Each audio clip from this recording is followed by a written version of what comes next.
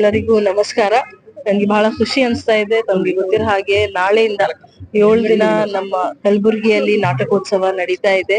ಪ್ರತಿದಿನ ರಂಗಾಯನಹಳ್ಳಿ ಮತ್ತು SM ಪಂಡಿತ್ ರಂಗಮಂದಿರದಲ್ಲಿ ಹಾಗೂ ಕನ್ನಡ ಭವನದಲ್ಲಿ ಸಂವಾದ ಮತ್ತು ನಾಟಕ ಎಲ್ಲ ನಡೀತಾ ಇರತ್ತೆ. ಇವತ್ತು ನಮ್ಮ ಶಿಕ್ಷಣ ಇಲಾಖೆ ಮತ್ತು ಸಮಾಜ ಕಲ್ಯಾಣ ಇಲಾಖೆನವರು ಎಲ್ಲ ಆರ್ಟ್ ಟೀಚರ್ಸ್ ಸೇರಿ ಒಂದು ಅದ್ಭುತವಾದ ಒಂದು ಜಾಥಾ ಕಾರ್ಯಕ್ರಮ ಆಯೋಜನೆ ಮಾಡಿದ್ದಾರೆ. ಈ ಒಂದು ಜಾಥಾದ ಒಂದೇ ಒಂದು ಉದ್ದೇಶ, ಈ ಒಂದು ನಾಟಕೋತ್ಸವ ಬಗ್ಗೆ ಪ್ರತಿಯೊಬ್ರು ಕಲಬುರ್ಗಿ ಜನರಿಗೆ ಗೊತ್ತಾಗ್ಲಿ. DC ಆಫೀಸಿಂದ ಜಗತ್ ಸರ್ಕಲ್ವರೆಗೆ ಅವರೆಲ್ಲರೂ ಇಷ್ಟು ಅದ್ಭುತವಾದ ವೇಷ ಹಾಕಿ, ಮಾಸ್ಕ್ ಹಾಕಿ, ಫೇಸ್ ಪೇಂಟಿಂಗ್ ಮಾಡಿ ಎಲ್ಲರಿಗೆ ಈ ಒಂದು ನಾಟಕೋತ್ಸವ ಬಗ್ಗೆ ಗೊತ್ತಾಗ್ಲಿ ಅಂತ ಒಂದು ಪ್ರಯತ್ನ ಮಾಡ್ತಾ ಇದ್ದಾರೆ. ನನ್ಗೆ ಬಹಳ ಹೆಮ್ಮೆ ಅನಿಸ್ತಾ ಇದೆ. ನಿಜವಾಗ್ಲೂ ಎಲ್ಲ ಟೀಚರ್ಸ್ ಮಾಡಿರೋದು 2 ದಿನದಲ್ಲಿ ಪ್ಲಾನಿಂಗ್ ಮಾಡಿರೋದು ಇದು ಒಂದು ಕಾರ್ಯ ಶ್ಲಾಘನೀಯ. ಅವರೆಲ್ಲರಿಗೆ ನಾವು ಅಭಿನಂದನೆಗಳು ಹೇಳಕ್ಕೆ ಇಷ್ಟಪಡ್ತೀನಿ.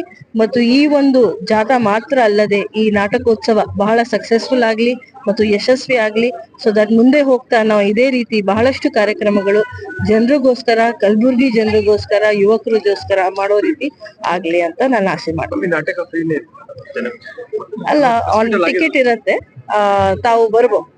ನಾಟಕೋತ್ಸವಕ್ಕೆ ಜಯವಾಗಲಿ ಅಂತ ನಾನು ಹೇಳ್ತೀನಿ. ಇದು ಮೊದಲನೇ ಬಾರಿಗೆ ರಂಗಶಂಕರ ಕಲಬುರ್ಗಿಗೆ ಬರ್ತಾ ಇದೆ. ಇಲ್ಲಿ ರಂಗಾಯಣ ಮತ್ತೆ ಆಡಳಿತ ವರ್ಗ ಇವರೆಲ್ಲರೂ ನಮ್ಗೆ ಎಷ್ಟು ಬೆಂಬಲ ಕೊಟ್ಟಿದ್ದಾರೆ ಅಂದ್ರೆ ನಾನು ಏನು ಮಾತೇ ಇಲ್ಲ ನನಗೆ. ಇದು ಮೊದಲನೇ ಬಾರಿಗೆ ಆಗ್ತಾ ಇರೋದು ಕಲಬುರ್ಗಿ ನಾಟಕೋತ್ಸವ. ಇದನ್ನ ನೀವು ಸಕ್ಸಸ್ಫುಲ್ ಮಾಡ್ಬೇಕು. ಯಾಕಂದ್ರೆ ಬರೀ ನಾವು ನಾಟಕ ಮಾಡಿದ್ರೆ ಆಗಲ್ಲ, ನಮ್ಗೆ ಆಡಿಯನ್ಸು ಬೇಕು, ಜನರ ಬೆಂಬಲ ಬೇಕು. ಇದು ನಿಮ್ಮ ಉತ್ಸವ. ನಾವು ಬರೀ ನಾಟಕ ಎಲ್ಲ ಜೋಡಿಸ್ಬಿಟ್ಟು ನಿಮಗೆ ಪ್ರಸ್ತುತ ಮಾಡ್ತಾ ಇದ್ದೀವಿ.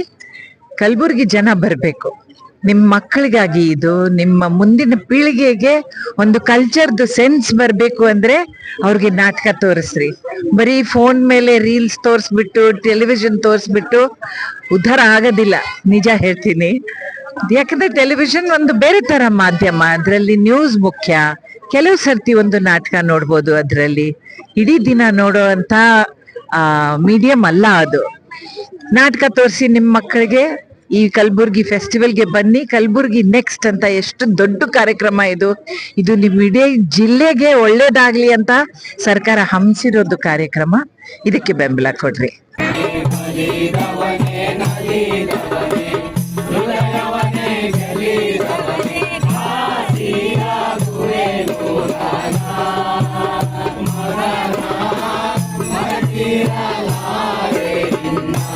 final